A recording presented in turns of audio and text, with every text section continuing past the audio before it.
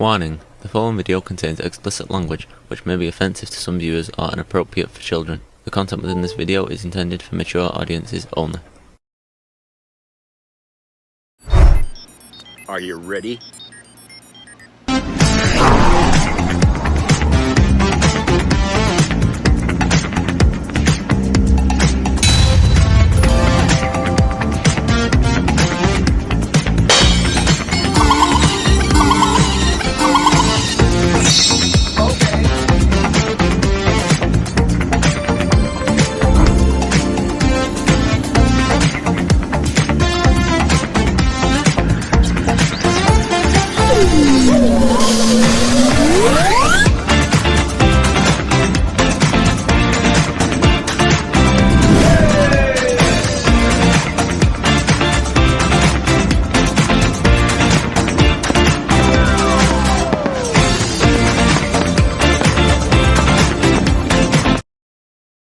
Hey everybody, it's Jeff.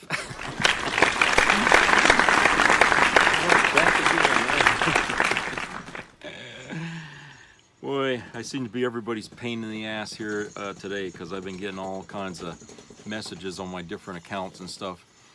People gloating over Trump's victory and making it seem like that, oh, everything's going to be all the way they want it, okay? And you know, it's not going to do any good to enlighten these folks on what's coming down the pike for them.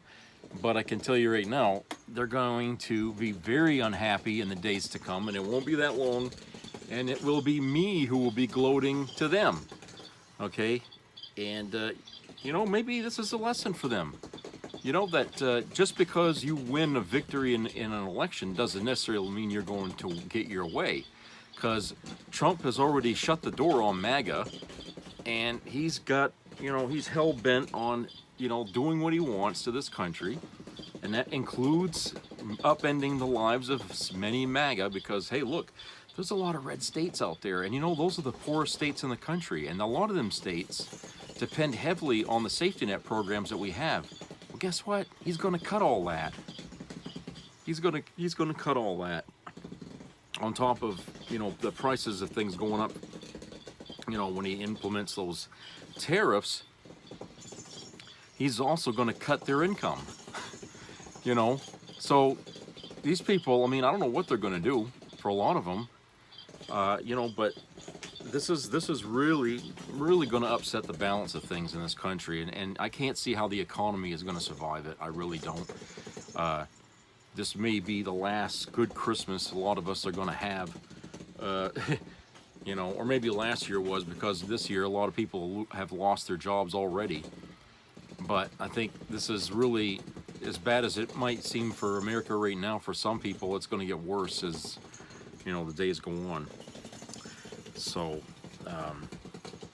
but I have a video here about, you know, what Trump is going to do to his supporters, and well, we'll just go to that video here and it'll lay out the details for you. So let's hammer on to that video. It's only about 10 minutes long.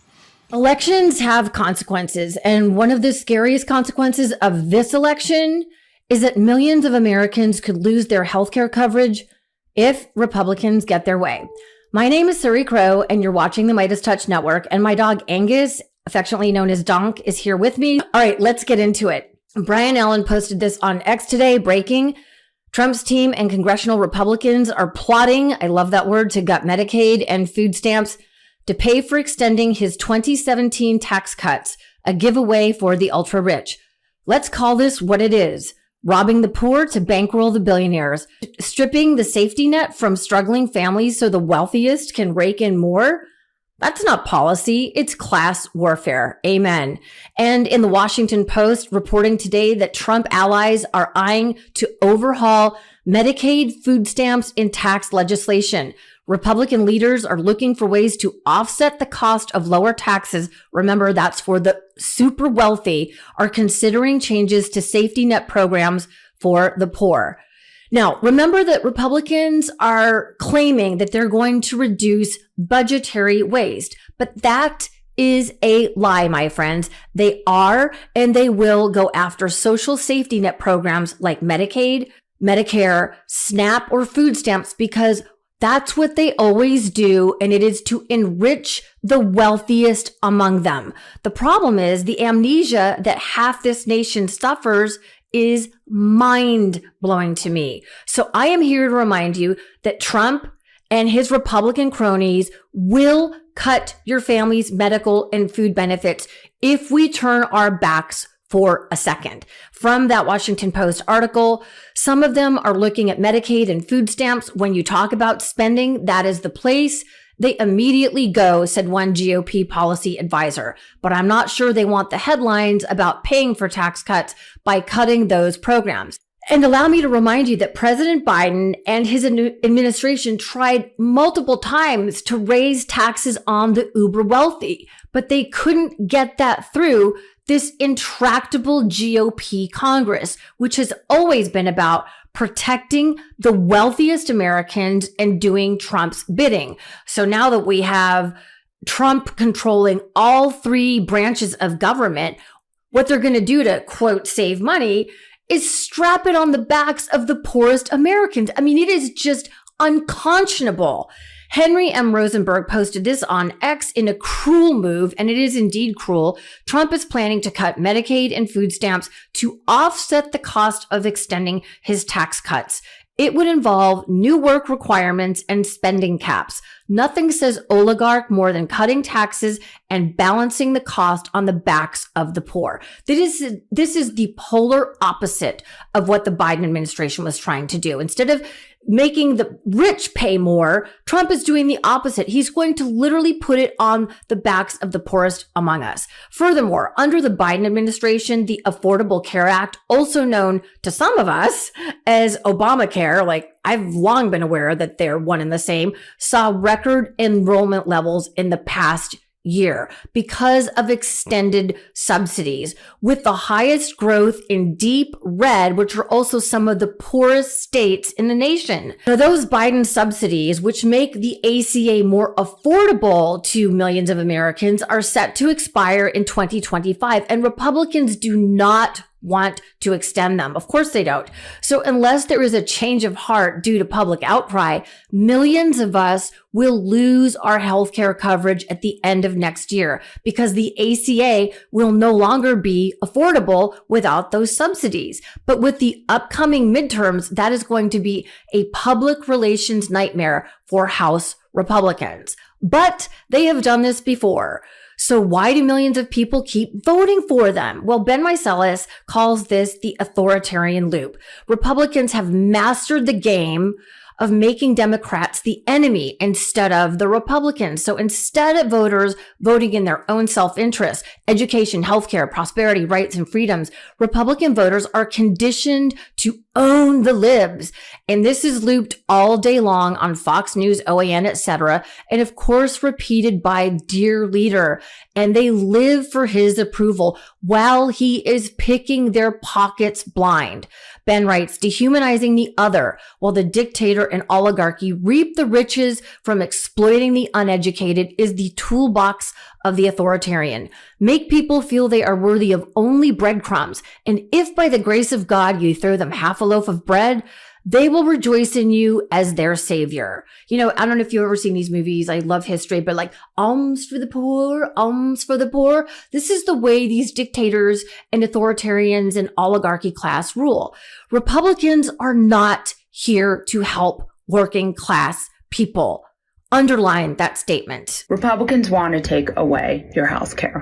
You'll remember Donald Trump has been really interested in reforming Obamacare. Here's the thing about Republicans. When they say they're reforming Obamacare, what they mean is they're taking it away. Republicans are at war with the federal government. They want to shrink it. They want it to provide you with less stuff. That's what this means. Donald Trump wants to reform Obamacare, aka get rid of it. That means no health care. No health care, guaranteed health care for people with pre-existing conditions. And it means the closure of rural hospitals that are dependent on Medicare and Medicaid expansion. You will see the end of Obamacare if Donald Trump gets elected. That's what Mike Johnson is promising. And let's keep in mind that Donald Trump is a racist. He is supremely jealous of President Barack Obama, and he will do anything to erase the legacies of Barack Obama and now President Biden. Republicans tried more than 50 times before to repeal the ACA, and the Affordable Care Act was only saved because my home state senator, the late great John McCain, gave it a thumbs down vote and saved healthcare insurance for millions of Americans. And I am grateful to that man to this day. The sad thing is millions of people voted for Republicans thinking that their lives would improve and steeping in the rot of racism and misogyny that Trump traffics in. Obamacare, bad because President Obama is black. This woman was an insurance agent who describes the abject racism she had to deal with when she was simply trying to help people with their health insurance. That people are now realizing Obamacare and the Affordable Care Act are the same thing. It just makes me cackle because I worked in insurance when the flip over happened. And them people in Texas, when I say they used to call and cuss me out, I don't want this Obamacare. I don't want this Obamacare. And imagine me on the phone like, sir, it's not Obamacare. This is the Affordable Care Act. Yes, it is. It's called the Obamacare. They wanted to die on that hill. I tried to tell these people. I got called a full. You can't even see me through the phone.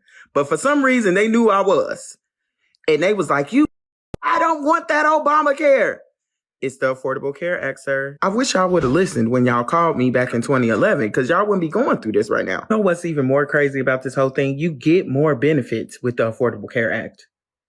If it wasn't for the Affordable Care Act, half of y'all would not be able to get insurance because we have what is called pre-existing conditions.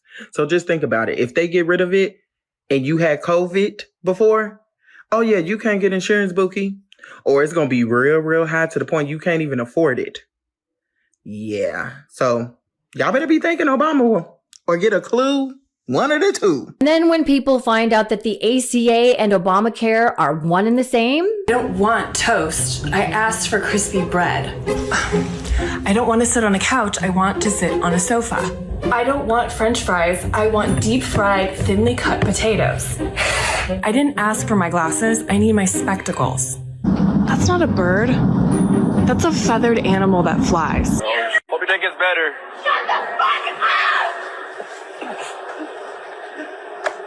Positive energy. So it is our job as journalists to lay it out as simply as we can. Trump and the Republicans' sole mission is to consolidate as much power and money as possible for themselves and the oligarchs. They do not care about you or your family. They do not care about providing health care and lower prices to working class Americans. As former Clinton Labor Secretary Robert Reich has warned us, this is about looting Americans and building an oligarchy just like Russia's. And they do not want you to be educated to find out what they're up to. That is why they are planning to dismantle the Department of Education.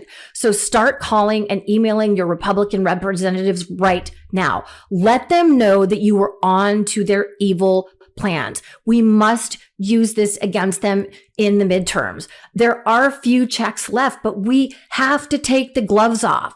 We have to fight bare knuckled. I think Democrats have been polite and bipartisan and so nice playing by the rules for far too long. But here is where we are now. Knowledge is power. Please share this video with your Republican friends because they are not exempt. They've been conditioned to see us as the evil ones, but nobody is exempt from this unless they are part of the crony oligarch class. Everyone will suffer under Trump's administration unless they are part of the uber wealthy. My name is Suri Crow, and you are watching the Midas Touch Network. As always, I wish you peace. So as you could see, it's not going to be very good.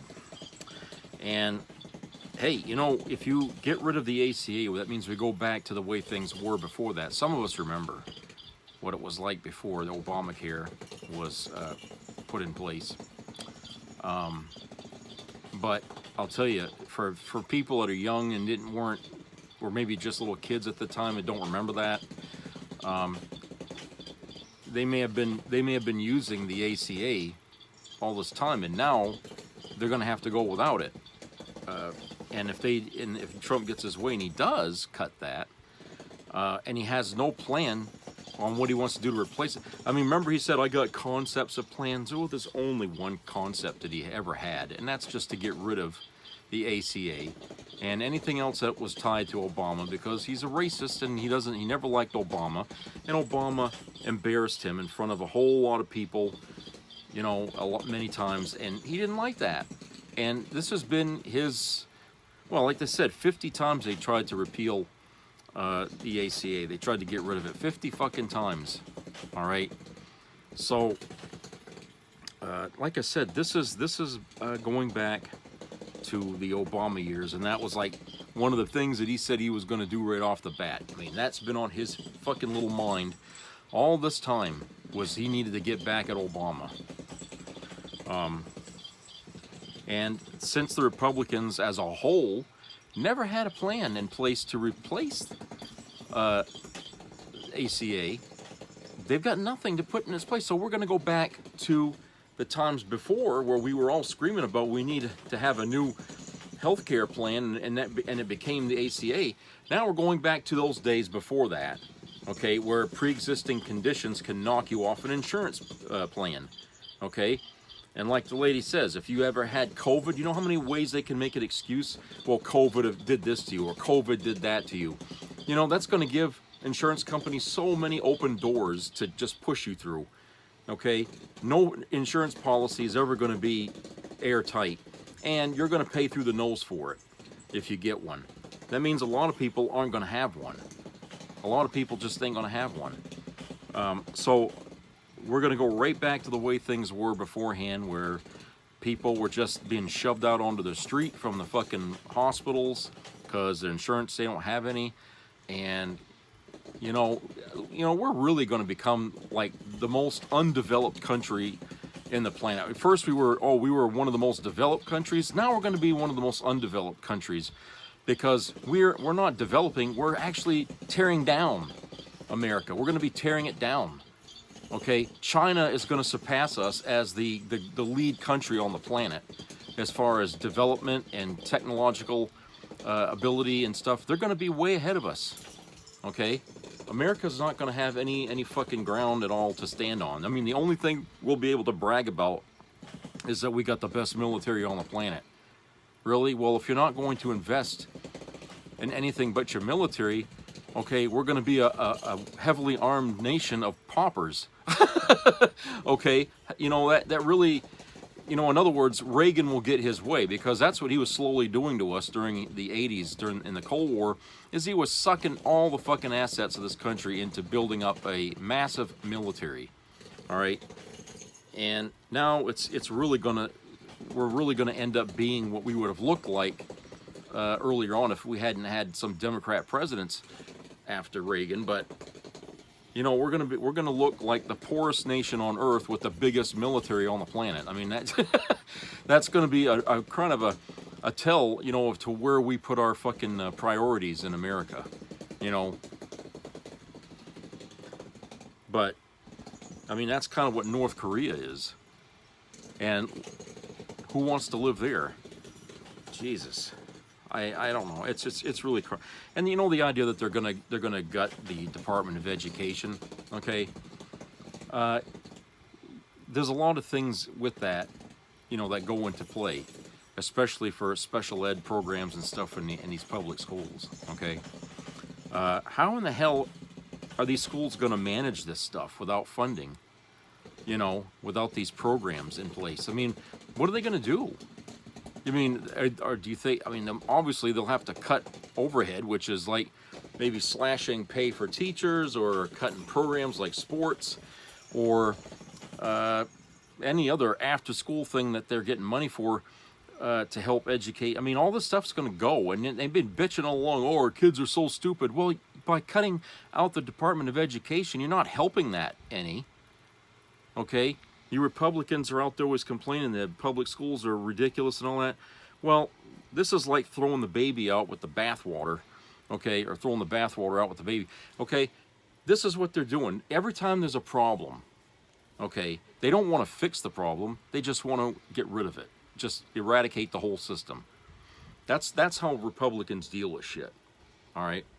And this thing here with Department of Education, yeah, it wasn't perfect. It needed help, but that's only because people are always trying to cut funding for education in this country. That goes way back for a lot of us. All right, and the funding for that has always been chop, chop, chop, chop until there was these schools are barely making ends meet. Okay. And in the same time, teacher pay just went down, down, down, and it never caught up to inflation. And now you got a lot of teachers just quitting, and they're young, like in their 30s and stuff, and they're already giving up their career as a teacher because, hey, there's no money in it. They can't they have to do that and plus get a part-time job bagging groceries or something like that. Okay, what the fuck is that when they spend all those years in school, racked up a huge bill, and now they're ending up living like paupers or something. What the hell is that? I mean, I don't know how many of you still remember this, but you remember they were talking about airline pilots and how a lot of these people they can apply for food stamps because their pay is that bad. That's your pilot. That's flying the plane. He doesn't get paid any more than a bus driver. Okay, and I'm not saying this to insult bus drivers. Okay, they do just fine, with their job. But I'm just saying, as an airplane pilot, it requires a lot more training. Sometimes some of these people had to spend time in the military to get that job. Okay, it's a big technological thing. But they're paying them like somebody that's just driving their car. I mean, it's crazy. But did we ever try to do anything to fix that? No, that's been a problem that's been going on for a long time. And we don't help them. We don't try to fix that problem. And the Department of Education is an area where we needed to undo what we've been doing to it. And I mean, because look, if you drive across this country, any given day of the week, I mean, you look at all the schools in America, you're going to notice a pattern. A lot of these schools look very old. Okay, and if you go inside these schools, you're probably going to see some retro fucking setup in there, like from the 60s or something like that, like my high school. Okay, even to this day, if I go to my high school and look around in there, okay, it looks so dated in there. In fact, even the supplies and the desks and all that stuff in there, it goes from a different time. And that's from the time when we used to invest a lot in education. Back in the 50s and 60s, we spent a lot of investment, the country's money, into upgrading our education system in America and putting out more smarter people. Okay, and the philosophy was when you invest in education, you get back tenfold. That's still true today, but we stopped doing that when we got into the late 70s into the 80s, and everything, the priorities in this country shifted from education to military buildup, and we were taking money out of all kinds of fucking departments just to feed the damn military. Okay, and we never really undid that. Okay, we did in a little bit here and there, but we never actually went right back to the way things were, before Reagan. And so schools never really got the funds that they needed to update, unless they were in the middle of a big city or something like that. But some of these rural schools in the area around it, they're falling apart. Plumbing is breaking down. They don't get the most current books. They don't have the best desks, and the classrooms are old. There's some places still using chalkboards while others are using whatever. Okay. Computers, well, if you're lucky, you might get access to a computer, but it's not the way it's supposed to be. The schools, are just very old, and and I think in a lot of time, a lot of them probably need to be knocked down, okay, and rebuilt with have a new building somewhere. But they're not going to ever get that money, especially if you take away the Department of Education, okay.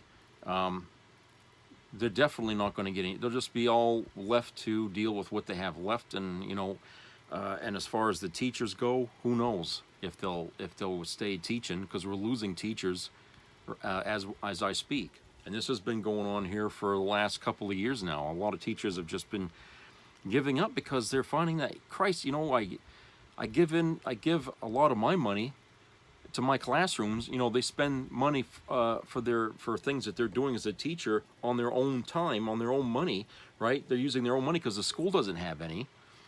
So they're spending from their own paychecks to try to help educate the kids, and at the same time, they got bills to pay for themselves, and they can't pay, and have money left over enough to feed themselves. I mean, so they have to pick up another job.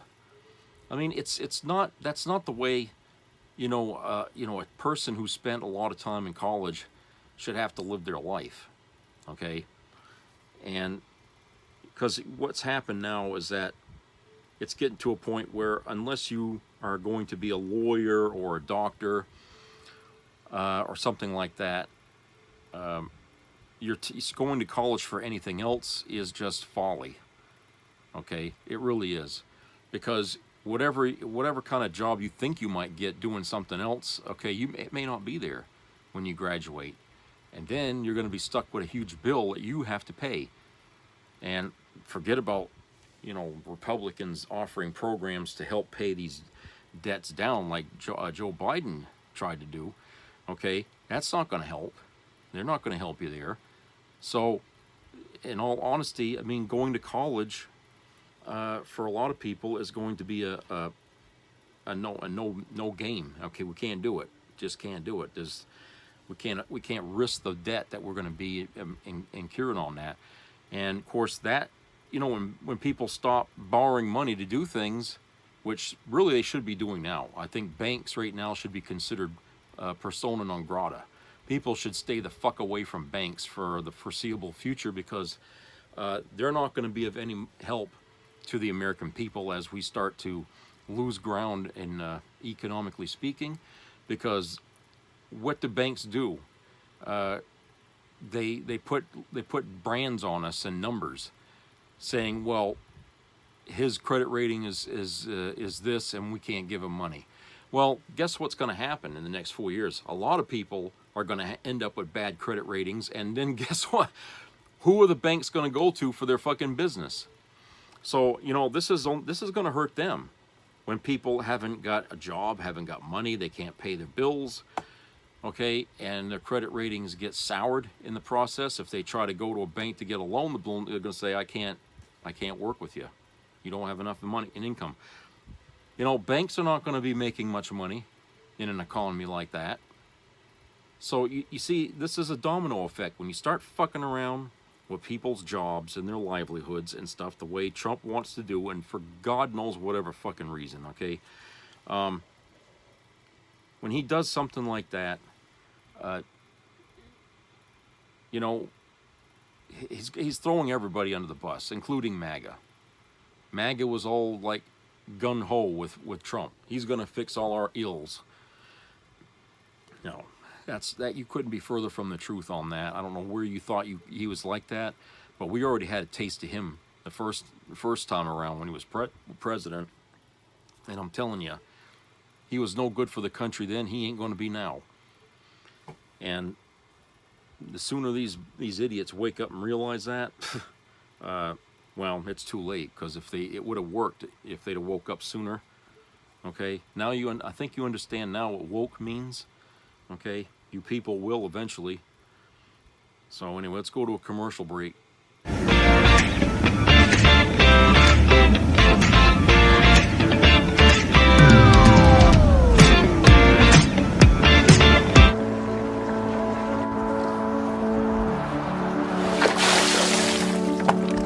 This is me. This is me.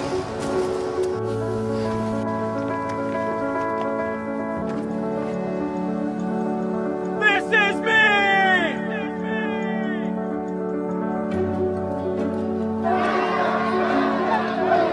This is me. I'm Alex Curtis. I'm a lobsterman in Maine, and this is me. I'm Ruth McLaughlin, and this is me. I'm Eric Hopkins. I'm an artist, and this is me. This is me. Me. This is me. This is me. This is me. At the end of the journey, the main thing is you. Original. Mr. Cow. Yes? How many licks does it take to get to the Tootsie Roll center of a Tootsie Pop? I don't know. I always end up biting. Ask Mr. Fox, for he's much cleverer than I. Mr. Fox, how many licks does it take to get to the Tootsie Roll center of a Tootsie Pop? Why don't you ask Mr. Turtle, for he's been around a lot longer than I. Me? I bite. Mr. Turtle, how many licks does it take to get to the Tootsie Roll center of a Tootsie Pop? I never made it without biting. Ask Mr. Owl, for he is the wisest of us all. Mr. Owl, how many licks does it take to get to the Tootsie Roll center of a Tootsie Pop? A good question. Let's find out. 1, 2, 3. If there's anything I can't stand, it's a smart owl. How many licks does it take to get to the Tootsie Roll center of a Tootsie Pop? The world may never know.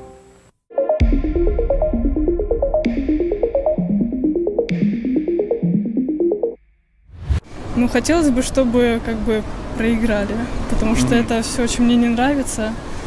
Ну, убивает мирное население Украины, украинцев.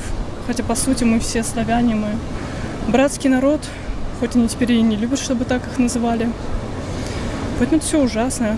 Ну, ломают дома, ну, тот же Бахмут, полностью Мариуполь, Мелитополь, все разрушено. Людям негде жить. Донецк, у меня там друг есть. Тоже там у них бомбят, он не может никуда поступить, потому что у них там полная разруха. Сами знаете кто, как бы что-то у себя в голове надумал, что на нас нападут НАТО, вся фигня. Да никто бы на нас не напал, мы огромная страна, им просто это невыгодно будет. Поэтому, ну, полный бред, война из-за ничего начата.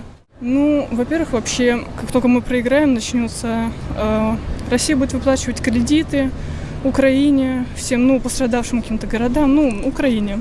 Вот, то есть это ударит по нашей экономике, у нас начнется рост цен. Мы это почувствуем, потому что налоги, вся фигня. То есть, ну, нам будет трудно очень. Откуда будет президент брать бабки? С нас, потому что мы мирное население, нас не жалко, мы там пушечное мясо. В общем, ну, мы попадем под удар, все депутаты, им вообще будет пофиг, они просто уедут за границу. Тоже в России не хотят оставаться, главное, да? Такие все, блин, умные. Ну, мы пострадаем, и все это поймут. Ну, может, какие-нибудь бабушки вот эти все равно будут думать, ну, это же, блин, для нас, Путин такой хороший. Ну, полный бред вообще. Какая-то вероятность победы, она вообще существует? Ну, не хотелось бы, да и вряд ли, потому что Украину поддерживает НАТО, весь Евросоюз. У них сейчас там и танков больше, и людей, и всего на свете. Всего очень много, поэтому, ну, вряд ли. Тем более у них на стороне еще боевой дух у них жестко поднят, потому что они воюют за бравое дело. А наши нифига не за бравое, просто из-за какой-то недоненависти, непонятно откуда взявшейся.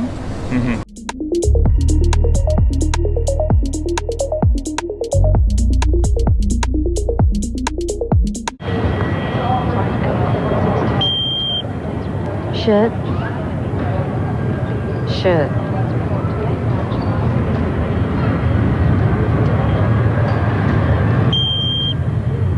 Pants, please.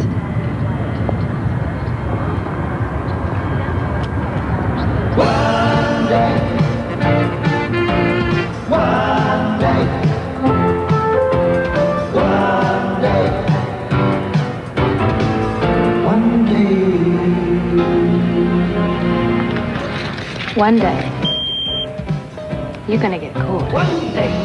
Nice luggage. Holy fuck. Were you just checking out her ass? No, I wasn't. You know what? Fuck this. Wait, babe, calm down. Oh my god. Mary! I am sorry!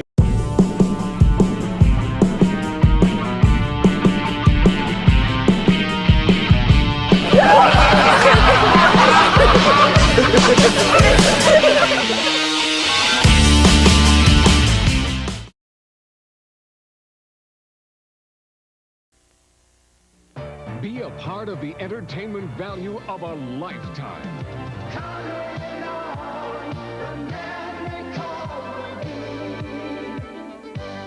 I loved it. It was the best performance I've seen in a lifetime. I loved the show. I liked it very much. He's a very entertaining man. It's well worth the money. Now appearing in Charlottetown, coming to Halifax November 6th to the 18th, and St. John November 20th through the 26th.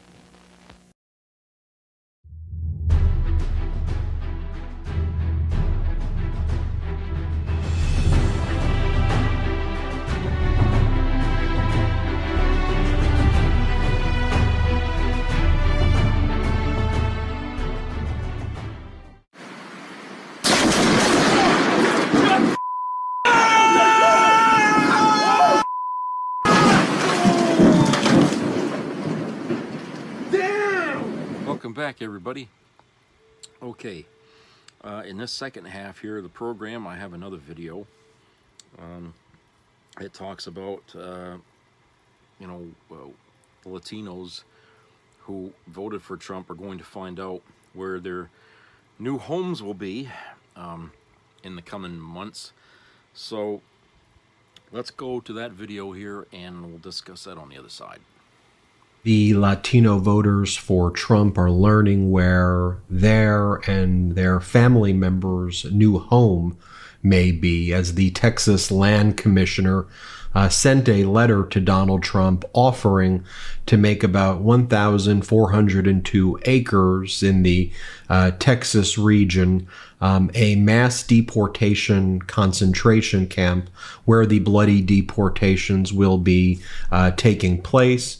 Donald Trump's border czar, Tom Homan, will be visiting Texas and sussing it out for where the locations for the bloody mass deportations are going to be. Let me just read for you the letter. So for all of the Latino voters for Trump saying, oh, this isn't happening to us, it is, and it's starting very soon. And again, I don't take pride in reporting this. Even if you voted for Trump, we're going to be fighting for you. We're not going to just throw our hands up, because I believe all human beings are entitled to dignity. But let me just share with you what you voted for. Yeah. And we're talking about your abuelita. We're talking about your tío and tía. We're talking about your family members. There's no exception for good families or family values. No, they're coming for you and your families. Here's the letter from the Texas Land Commissioner. Here's what she has to say. She goes, Dear President Trump, the subject line is Texas offering 1,400 acres of land adjacent to Texas-Mexico border for construction of deportation facilities. I'm writing to formally offer 1,402 acres of land in Starr County, Texas, to be used to construct deportation facilities. The Texas General Land Office currently owns a 1,402 acre tract, roughly 35 miles west of McAllen, Texas. My office is fully prepared to enter into an agreement with the Department of Homeland Security, Immigration and Custom Enforcement, or the United States Border Patrol to allow a facility to be built for the processing, detention, and coordination of the largest deportation of violent criminals in the nation's history. But to be very clear, when they're talking about 20 or 30 million, they're not talking about the violent ones, okay? Obviously, the violent criminals need to be locked up, deported. The full amount of justice needs to be handed down on violent people. But they're talking about workplace raids. That's what they're talking about. It goes on to say, as Texas Land Commissioner, I recently acquired the 1,402 acre ranch along the border near Rio Grande City in less than 24 hours after the purchase. On October 23rd, 2024, I granted a 7,681-foot-long easement across the property, allowing our Texas border wall to be built. The previous owner had refused to allow the wall to be built and actively blocked law enforcement from accessing the property. Her actions enabled cartel members and violent criminals to sexually abuse migrant women and children on this land for some time. Let me just ask you, if that was really your concern, then why are you all supporting Matt Gaetz and Pete Hegseth and RFK Jr. No, this is your pretext for concentration camps on the border. Goes on to say, at my direction, since serving as the head of this agency, the GLO has won several significant victories in the fight to repel cartel activities along our border. Everybody wants to fight to repel cartels. No one is pro cartels, okay? Goes on to say, early last year, my office was able to survey several islands in the Rio Grande River and declare them part of the state of Texas, permitting law enforcement to end all human trafficking and drug smuggling operations on them. Let me ask you this. Then why did the Republicans vote against the bipartisan border deal that would put way more resources on the border, step up law enforcement, increase people's salaries? Because all of this is absolutely performative. This is Tom Homan from this weekend. Here he is on the Mark Levin show, and here he is saying that if you're a governor who refuses to cooperate with the bloody mass deportations, we're going to block federal funds to your state. Play this clip. And you know, Tom Homan, you got a very, very powerful weapon that the Democrats, when they're in power, use against Republican administrations, state and local, all the time. Federal funding. If you have a governor who says, I'm not going to cooperate, and I'm going to block you, well then, federal funds should be slashed to that state, and I mean hugely so the people of that state understand that the governor is the responsible party, that the mayor's the responsible party. They can beat their chest to being sanctuary cities all they want. They're part of the United States, whether they like it or not. This is a federal issue. Even the governor of Texas, he's the one trying to enforce federal law against the Biden administration. That won't. But these states, much like the Confederacy, they want to go on their own. They want to do their own thing. To me, you've got a powerful weapon, among others, which is, okay, no federal funds. Boom. Last thoughts. And that's going to happen. I guarantee you, President Trump will do that. So that's what Tom Homan is saying. Let me share with you this, though. Here's what Denver Mayor Mike Johnston says, that he's willing to protest and go to jail to prevent the deportation of migrants from his city. Here, play this clip. About civil disobedience, you've mentioned that a couple of times now.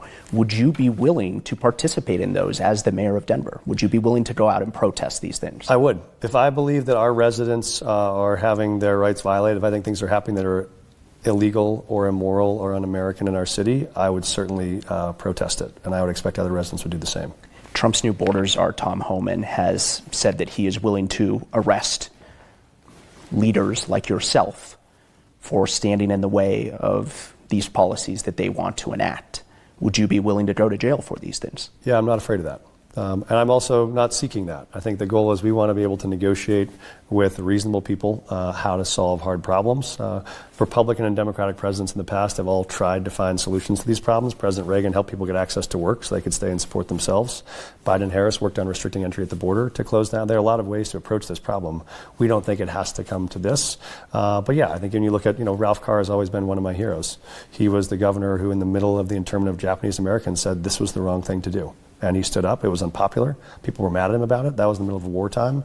If the president or any of his actors are going to do things that we think are illegal or immoral or un-American, we'll stand up against those. There's an article on that as well from The Guardian. Denver mayor says he will urge protests against Trump's mass deportations. Mayor Mike Johnston calls this his or our Tiananmen Square moment. But that's what's going to happen. I mean, you're going to now have Donald Trump turn the United States military against Americans and against migrants, ripping and tearing families apart. And then you're going to throw people into camps in the United States of America. People, we're not talking about the criminals. Deport the criminals, arrest the criminals. So stipulated. But you're going to do mass deportations. And if you're going, Ben, but I read the letter. The letter just says violent criminals. Let me show you what Tom Homan said at CPAC, just so you can see for yourself. He says, I don't give a shit about family separation. Listen to him. This is what he says. This is the guy we're dealing with. Here, play this clip. Lifetime, and I'm sick and tired of hearing about the family separation. And I'm still being sued over that, so come get me. I don't give a shit, right? Bottom line is, we enforce the law. American families, when I was a cop in New York and I arrest a father for domestic violence or someone for DUI, I separate that family. When you violate the law with a child, you're going to be separated. But you're right. 250,000 children have crossed this border since Joe Biden's been president. They chose to separate themselves. And the children aren't always children. This AI image, though, made me, I guess, chuckle. Thank God that we'll have to work the fields after the mass deportation, and it's a bunch of, or we'll have people to work the fields, you know, the people in the MAGA hats. They ain't working. And as George Takei says, there's so many stories right now about how mass deportation will spike food prices and cause inflation. Take a look right here. Donald Trump's migrant plan will drive up grocery prices, will cause more inflation. You see it all there. You know, and you add that to the fact that mortgage rates are up, egg prices are going up, Walmart, all these stores and suppliers raising their prices as well in response to Trump tariffs. That's what's taking place. And I'll leave you with this. I think you get the point. When Rand Paul makes a little bit of sense, you know what's going on. So here's MAGA Republican Rand Paul. Even he says, I can't support with Holman and Trump are going to throw the military against Americans. What, we're going to have the military marching up the streets and going into homes and knocking on doors. Even Rand Paul's like, nah. But that's what Trump's going to do. That's what Holman's going to do. And that mass deportation facility, why do you think one of the reasons Holman's going to Texas? Because they're setting up camps. They're setting up concentration camps in the United States of America. You okay with that? I'm not okay with that.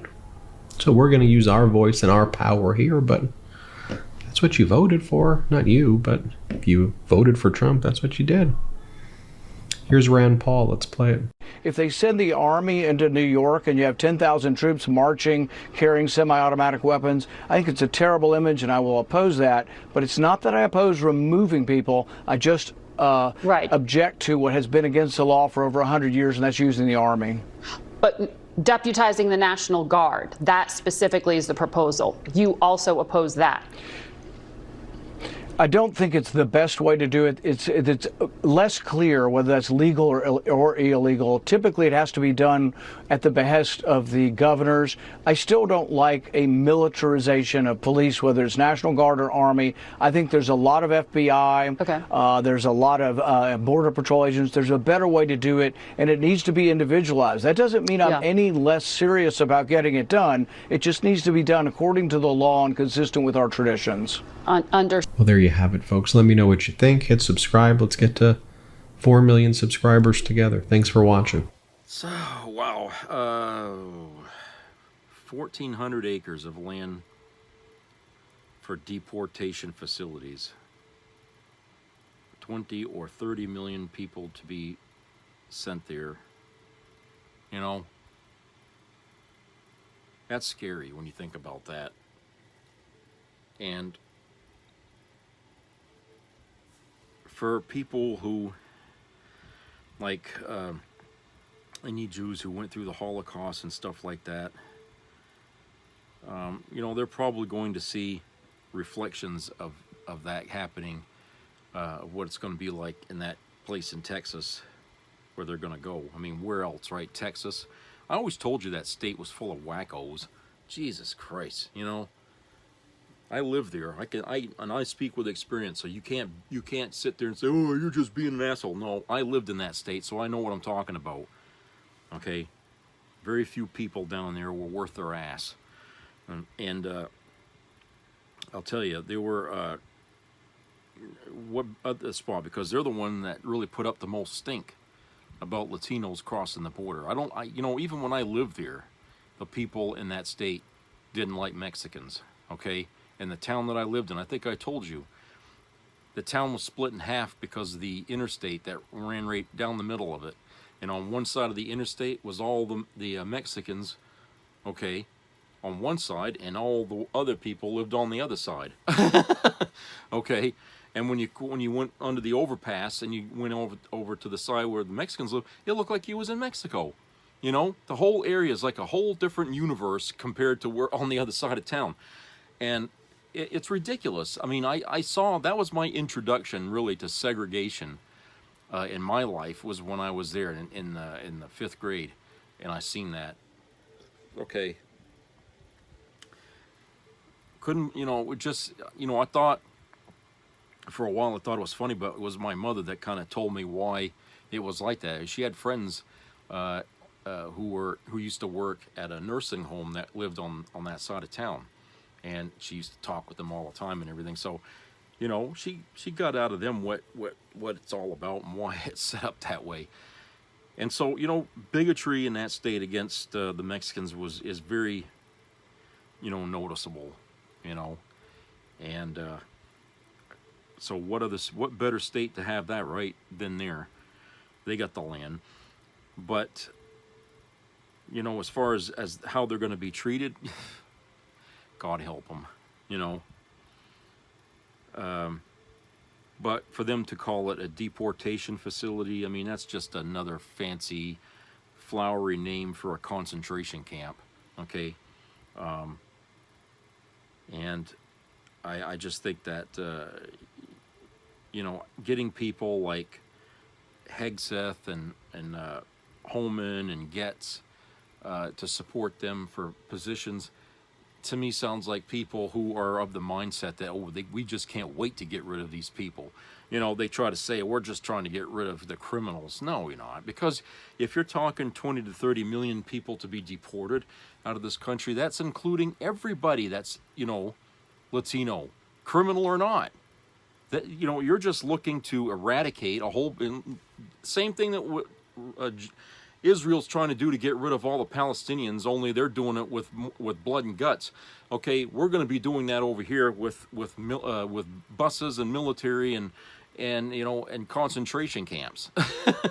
All right, so we're over here doing an ethnic cleansing, if you want to call it, of people, just like they're doing over there. You know, think about that for a minute. And you know, this brings me back, you know, to the mayor in Colorado or Denver, talking about how he wants to oppose it and protest against it along with the citizens and stuff. And, you know, there is, you know, the 10th Amendment in the Constitution is there that states that the federal government can't, you know, force a state, you know, to legislate or implement federal programs or regulations. They can't do that. Okay? Of course, you know, with the Supreme Court being what it is, you think they're going to enforce the 10th? Okay, but the point is what these people with these assholes here, these guys, what Holman was talking about doing is breaking the Constitution, breaking the law. Okay? And you heard how he feels about separating families. You don't give a shit. Okay? His idea is just like the Ku Klux Klan wanted to get rid of all the black people out of their state. They don't care what their situations are. They just want them the hell out, whether they did anything wrong or not. Okay? And I think that, you know, in this situation, you're going to see a clash here of states versus the government. Trump being the government trying to use the federal government to run roughshod over the states. Now, the red states will roll over like they should, okay, because it's their guy. But what about the other states, the ones that, you know, have Democrat governors like this one? You know, will our governor bow down to that, to Trump? I mean, because we get immigrant labor up here all the time in northern Maine, because it's all farmland up there.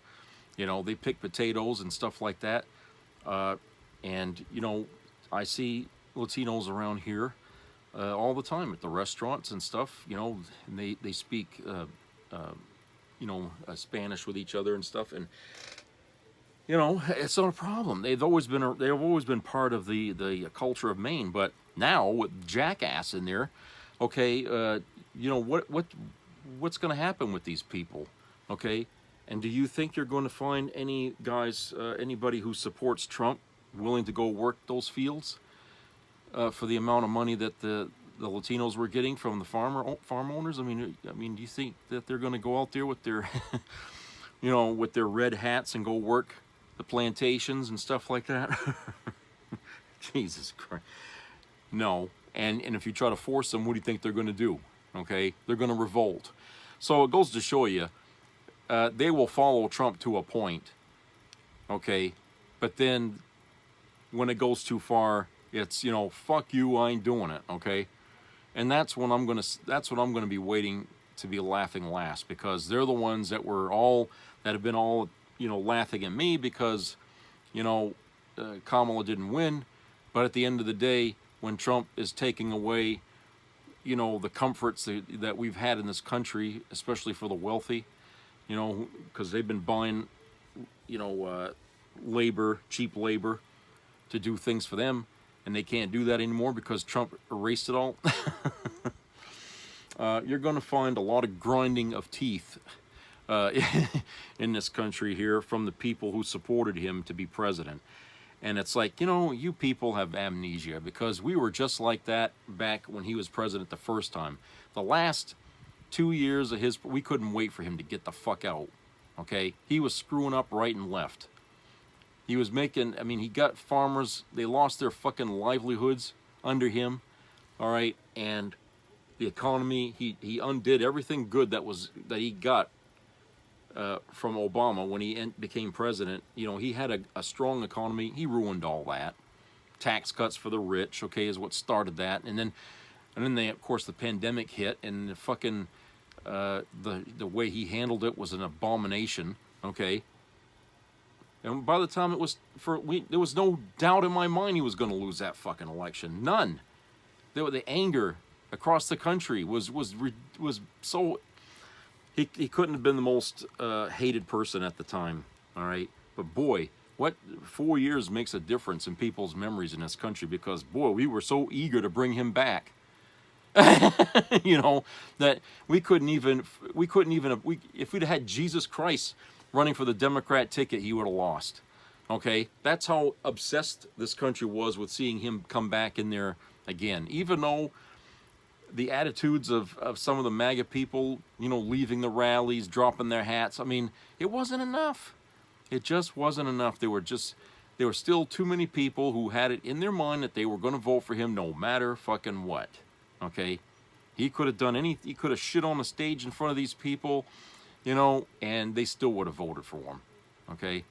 When you got people like that, blind loyalty against all the logic and odds of everything, that's a cult. Okay? That's a fucking cult. These people will do anything for that son of a bitch. And now they're going to fall on their sword for him, because they brought this on themselves. Okay? These Trump voters, the misery that they're going to be getting is all because of them. The rest of us tried our best to smarten them up, but you can't reason them out of how they went into things unreasonably. Okay? They didn't. If they'd have started to support Trump because of facts, because of things that they had, then you would have figured, well, they have reasons. Okay? They have some evidence to back up their opinion, but none of them did. Okay? None of them had any facts, because if they reached back too far, they'd have found that, nothing he did when he was president the first time really worked. And he didn't do half of the things he said he was going to do. And so, it was just blind fucking loyalty. They didn't like Biden. They didn't like Kamala Harris. Okay? And I'm starting to feel like, maybe Biden really did have a better chance than Kamala, because he's a man. And he was white. Okay? And I think, because you're dealing with MAGA, and apparently there's a lot of fucking misogynism and racism that still dominates the political landscape. And, it made itself known when Obama was running for president. But he was still a guy, okay? But Kamala was two of the things that this country don't like, I think, and that's, you know, being a female and being black. All right? But if Biden had stayed in the race, you know, who knows? He might have won this thing because, hey, you know, it's not a woman. He ain't black. I don't, you know, it's crazy, I know, to think that way, but the whole idea that Trump is going to be president again is just as crazy. Okay, it really is. So this was an election that was really about the crazy getting its way, you know, and maybe, you know, where it was stupid gets its way when it was George W. Bush. Now it's crazy got its way in this one. So we went from stupid to crazy. So what's the next lower level to go? Okay, what's the next level to go for the Republican or MAGA or whatever? Because you know we had stupid for 8 years, and now we're going to have crazy for 8 years. You know, what's the next lower level to that? Because apparently we're still sinking. Maybe we've hit bottom, and the next thing is that the crazies are going to get out of the nut house and burn down the fucking building. So maybe this is the last step before we finally turn the country inside out, and you know, America will just die on the hill. Who knows? Anyway, that's where we are, and that's it for today. So I hope everybody has a great rest of the week. So subscribe, comment, and share, and I will get back with you again another time. Keep your ears open for any health-related issues, and treat each other nice out there as we get closer to Christmas. And I'll talk to you guys later. So take care, everybody. Bye-bye.